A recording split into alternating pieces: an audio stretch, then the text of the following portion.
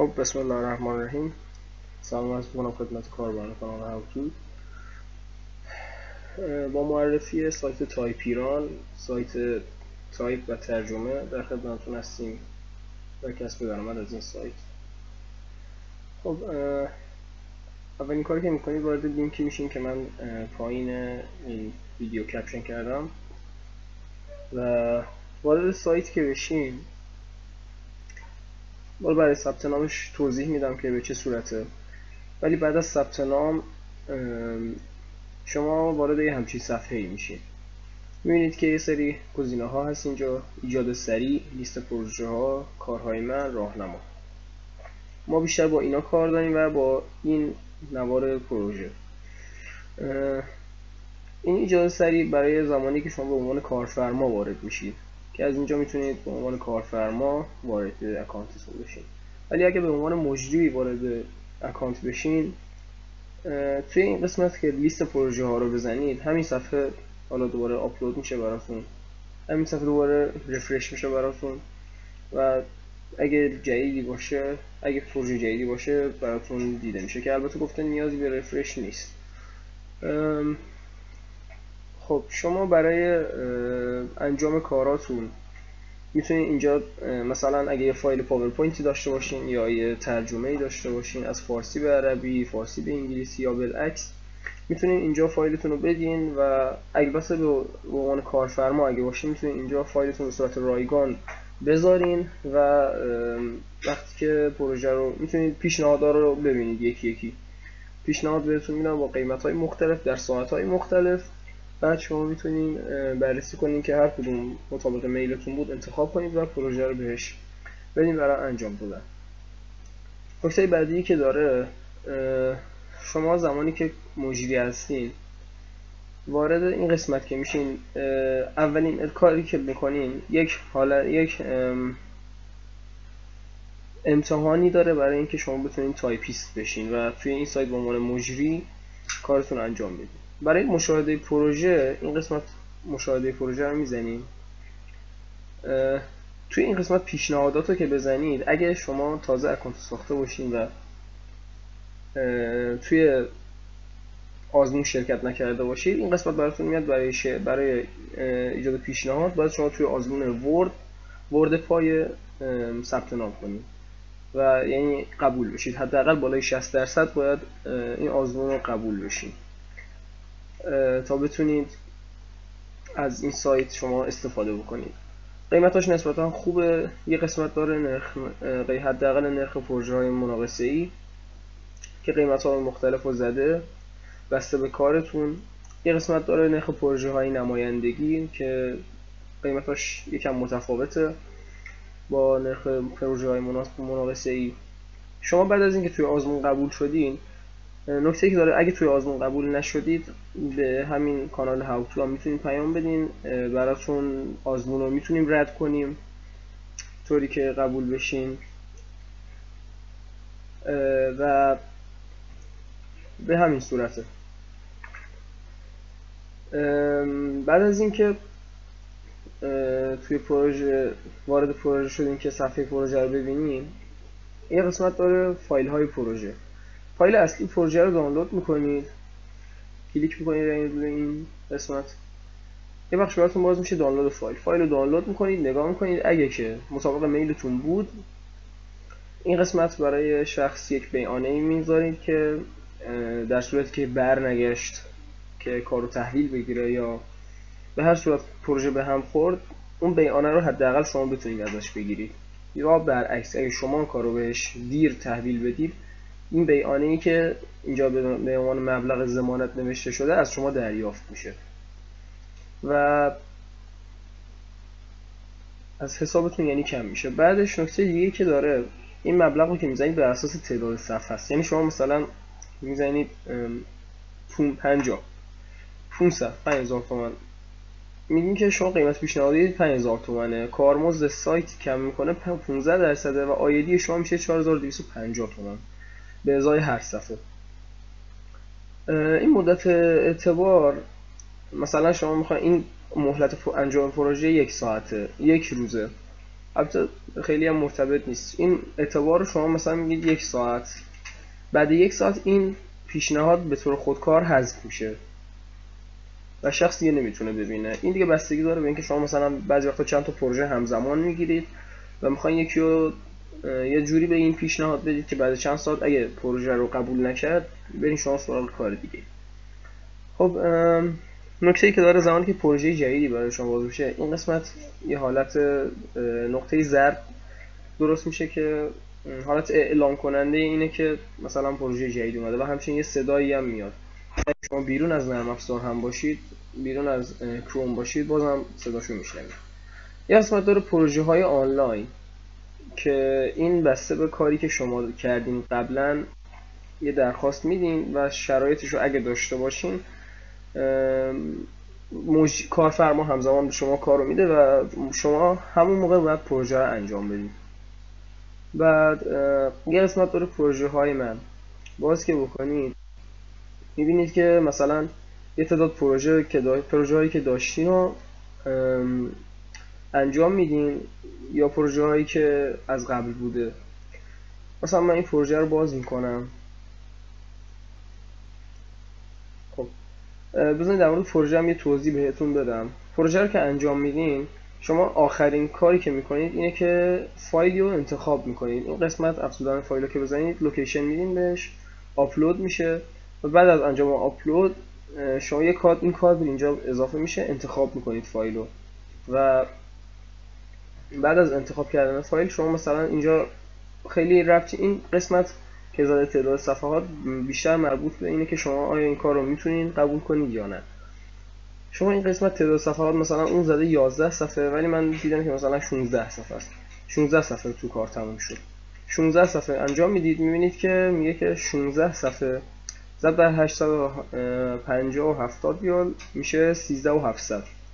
بعد یه 15% از این کم کنید میشه پولی که به شما میرسه، چون 15% هزینه سایته. بعدش توضیحاتی اگه داشت در مورد این می‌نویسین و ثبت فایل رو میزنید که به این صورت نمایش داده بشه و طرف مقابل میتونه دانلود کنه و هزینه رو پرداخت کنه. البته بعد از اینکه هزینه رو پرداخت کنه میتونه دانلود کنه. یه قسمت داره اینجا ثبت درخواست بازبینی. مثلا شما فایل رو دانلود کردین، فایل پروژه رو انجام دادین، بعد میبینید که مثلا اینجا نوشته که قیمت گذاریش بر اساس صفحه‌ایه که میشه صفحه 850 تومن، ولی شما توی نرم افزار توی کار میبینید که من یک پروژه رو بیارم، الان میبینید که اینجا داده فارسی 850 تومن، ولی وقتی که مثلا شما اون شخص کارفرما پروژه رو با قیمت 850 تومن و تایپ ساده در ورد فارسی نوشته باشه، شما به ازای هر صفحه 850 تومن میتونید بگیرید. ولی اگه نوع فایل مثلا فرمول داشته باشه یا جدول داشته باشه، جدول انگلیسی باشه، فارسی باشه، فارسی و انگلیسی با هم باشه، هر کدوم از اینا قیمت‌های متفاوتی داره. شما میتونید یه دونه درخواست بازبینی بزنید و یه سری توضیحات در مورد فایل بهشون میدید تا فایل بررسی بشه و اگه پولی از شما کم یا زیاد باشه بهتون برگشت داده بشه یا از حسابتون کم بشه. نکته دیگه ای که داره، اگه که شما یه فایلی انجام دادید و شخص نیومد دنبال شما، توی همون قسمت بازبینی میرید و یک همچین میگین که شخص نیومد دنبال کار. اگه شما کار رو مثلا پروژه رو گفته سر 5 ساعت تحویل بدید، اگه شما توی همون 5 ساعت تحویل داده باشید مبلغ ضمانتی که بیانیه‌ای که شما خواستین بهتون داده میشه، ولی اگه دیرتر تحویل داده باشید پروژه بسته میشه و هیچ پولی از هیچ کسی کم نمیشه، فقط مبلغای گروگذاری شده آزاد میشن. بعد دیگه چه نکته‌ای در مورد این سایت هست؟ یک راهی که برای سریعتر گرفتن پروژه ها هست اینه که شما وقتی پروژه رو میگیرید به سرعت، وقتی که صدای پروژه رو شنیدید به سرعت این قسمت رو مثلا مشاهده پروژه رو میزنید. 3 دقیقه زمان دارین. 3 دقیقه کسی نمیتونه پیشنهاد بده به اون شخصی که کارفرما، به شخصی که پروژه رو داده. 3 دقیقه شما میتونید پروژه رو بررسی کنید ببینید که به چه صورته و سریع مطلبتون رو تو این قسمت تایپ کنید. من به صورت کپی پیست همیشه میذارم که اینجا سریع پیست کنم، مدت اعتبارم مثلا 1 ساعتی میدم و سریع ثبت میکنم، چون اکثرا اون بالاترین پیشنهاد رو قبول میکنن، چون سریعتر از بقیه اومده همون اولین پیشنهاد رو قبول میکنن. قسمت دیگه که داره این قسمت ویرایش مشخصاته که از اینجا شما میتونید روی اسمتون که بزنید، این قسمت ویرایش مشخصات که بزنید این صفحه براتون باز میشه. و این قسمت رو من بستم برای اینکه شماره تلفن و جیمیلمو اینجا ثبت شده. تو این قسمت شما میتونید جیمیلتون و شماره تلفنتون رو عوض کنید و کارهای دیگه همین دو کار رو میتونید انجام بدید. قسمت دیگه نام نمایشی، کد ملی، مثلا نام خانوادگی، جنسیت و قسمت های دیگر رو نوشته رمز عبورتون اینجا میتونید عوض کنید، یه فایل یه عکس برای پروفایلتون آپلود کنید و به همین صورت. یه قسمت دیگه داره مدیریت مالی. این قسمت پیام ها هم برای زمانیه که مثلا پیامی بهتون میدن از کاربرای، من بازش میکنم تا ببینید به چه صورته. مثلا شما چت کردین با یک سری افراد یا مثلا همون اول که میایم به صورت دیفالت همه اینا 20 نفر اول سایت براتون اینجا ردیف میشن و میتونید باهاشون چت کنید، یا مثلا چت های قبلیتون رو ببینید به چه صورته و به همین حالت. یه قسمت دیگه داره سایت به اسم مدیریت مالی. گزارشات مالی رو که بزنید میبینید که این صدایی که الان اومد صدای پروژه جدیده. من میرم توی پروژه ها تا بهتون ببینید، بهتون نشون بدم. خب این پروژه رو گفته، میره مشاهده پروژه رو، توضیحاتی که خود شخص داده و پیشنهادات رو میبینید تا 3 دقیقه غیر فعاله. در صورتی که پس از بررسی فایل مشاهده کردین زبان پروژه با زبان ثبت شده توسط کارفرما مغایرت دارد، زبان صحیح را انتخاب و ثبت نمایید. میگه که شما باید اینجا رو اصلاحیه بزنید. می‌نویسید مثلا می‌بینید فایل فارسی نیست، فارسی با فرموله، اینو می‌زنید و اصلاحیه رو کلیک می‌کنید. و قسمت گزارشات مالی، مثلا شما می‌بینید که طی چند روز گذشته چه مقدار مثلا پول درآوردین از سایت، که البته این برای کاربرای ویژه سایته که کل نمودار رو بتونن ببینن.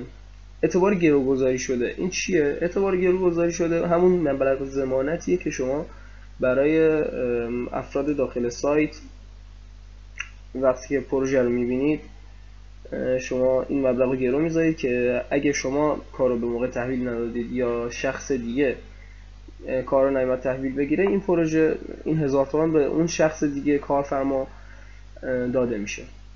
این هم که بخش ثبت بازبینی بود. افزایش اعتبار، شما زمانی که وارد حساب میشید نمیتونید به کسی پیشنهاد کار بدید. یعنی مثلا من این کار رو میبینم گفته مبلغ ضمانت 1000 تومان، شما با اعتبار 0 نمیتونید به کسی ضمانت بدید که من با 1000 تومان ضمانت این پروژه رو براتون تو این ساعت انجام میدم. باید حداقل این مبلغ ضمانتی که توی این کار گفته، که البته توی کارهای دیگه میتونه 5 تومان 10 تومان و هر مبلغی باشه، توی اعتبار حسابتون داشته باشید. مثلا 1000 تومان، نمیدونم 50000 تومان، هر مقدار که لازم باشه شما میتونید اعتبارتون افزایش بدید. من خودم اعتبارمو اولین بار یه 1000 تومان شارژ کردم، بعدش به مشکل خورد یه 2 تومان دیگه شارژ کردم، کلا من با 3 تومان تونستم پروژه دریافت کنم و پروژه بگیرم. درخواست واریز به حساب، این بخش مال زمانیه که شما پولتون رو میخواین برداشت کنید. قسمتی که اینجا هست و شما میتونید مبلغی که میخواین رو دریافت کنید، حسابتون یه دونه حساب باید ایجاد کنید و بعد از درخواست حساب شما میتونید که کارتتون رو، یعنی به کارتتون مبلغ واریز بشه. یه قسمت حساب‌های بانکی هست که از این قسمت با شما حساب جدید ایجاد کنید. حالا بانکتون رو انتخاب کنید، مثلا بانک تجارت، شماره و شماره شواش رو بهش میدید و توی این قسمت شماره حساب ثبت میشه برای درخواست واریز به وجه، واریز وجه به حساب. یه قسمت دیگه داره امکانات تست سرعت تایپ که خیلی توضیح خاصی نداره، شما سریع تایپ میکنید و هر اسپیسی که میزنید اون کلمه رد میشه و کلمه بعدی میاد. یه قسمت داره آزمون ها، ما بیشتر از همه با این قسمت در اول کار سر و کار داریم. این قسمت امتیازات منم خیلی مهم نیست. رزومه منم میتونید یه رزومه برای خودتون بنویسید که منم نوشتم. قسمت توییت یه تالار توییت داره که شما میتونید اونجا با بقیه افراد سایت حرف بزنید و غیره. قسمت نمایندگی این چیز مهمی نیست. خب من این قسمت آزمونا رو بهتون نشون بدم.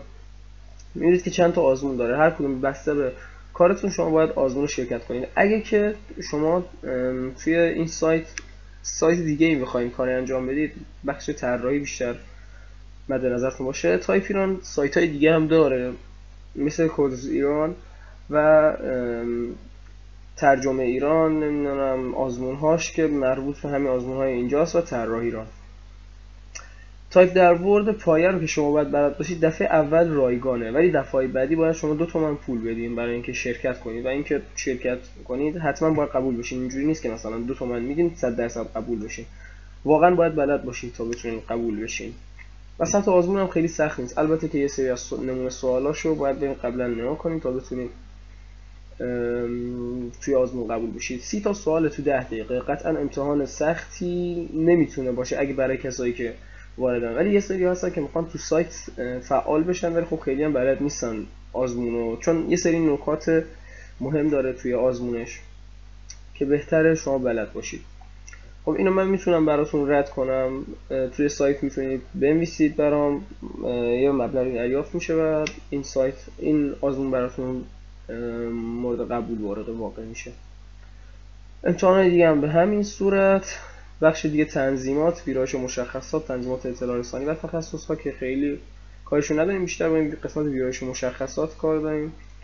و صفحه شخصی منم که لیست نظراتیه که دادن بهتون یا خدماتی که میتونید انجام بدین. صفحه شخصی هم که همون یوزر شخصیتونه. بعد حساب کاربری ویژن هم شما میتونید یه حساب بخرید، نمودارها و دستورات پیامکی هم داره. میتونید حساب عادی به این صورت رایگانه و اینکه شما کارمزد مجری 15%، هرچی کمتر باشه به سود شماست قطعا.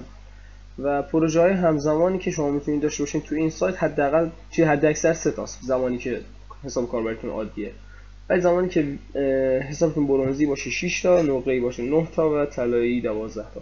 بقیه هم به همین صورت. پیشنهادات در ماه 300 تا 600 900 1200. ثبت پروژه در ماه هم به همین صورته. برای این البته برای بخش کارفرماست. داشتن مخاطب همون 10 تا 20 تا 30 تا 40 تا. دستورات پیامکی و نمودارهای آماری. اطلاع از ثبت پروژه در تلگرام و این 3 مورد ندارن. این 3 مورد رو برای حساب کاربری معمولی ندارن. شما میتونید یه هزینه پرداخت کنید و اینجا مثلا 10 تومن 20 تومن 30 تومن تا حسابتون رو به حالت دیگه ارتقا بدید. و معرفی که بکنید سایتو، شما میتونید از این سایت کسب درآمد کنید. زمانی که معرفی کنید سایتو، شما میتونید این کدی که اینجا، این لینکی که هست کپی میکنید و به دوستان، آشنایان و هر کسی که میشناسید بدید. توی اون سایت که ثبت نام کنه به ازای هر کاری که انجام میده زیر مجموعه شما حساب میشه و 1% پول به شما هم میرسه. و به همین صورت دیگه گزارشات مالی و قسمت های دیگه. امیدوارم از دیدن این ویدیو لذت برده باشین. اگه سوالی بود توی قسمت نظرات حتما برام یادداشت کنید.